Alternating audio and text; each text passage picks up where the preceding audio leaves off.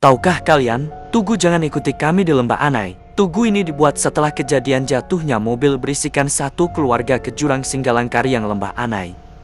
Peristiwa ini bermula saat sekeluarga hendak menuju Padang dari Padang Panjang.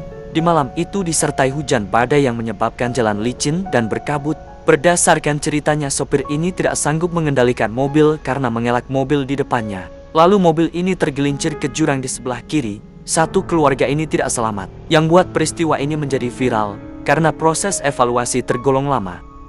Dahulunya tikungan Singgalangkari yang ini bukan seperti ini, lebih curam dan sisi kirinya hanya dibatasi besi biasa. Tapi sekarang tanjakan ini terus mengalami perbaikan agar lebih aman buat pengendara. Faktanya, Mimin adalah salah satu saksi hidup yang menyaksikan kejadian ini saat malam itu. Saat itu Mimin masih kecil, suasananya hujan dan macet. Jadi bisa disangsikan cerita ini adalah fakta. Jadi buat kita pengendara motor atau mobil, selalu hati-hati dan fokus dalam berkendara, biar lambat asal selamat. Apakah kalian sudah pernah lihat Tugu ini?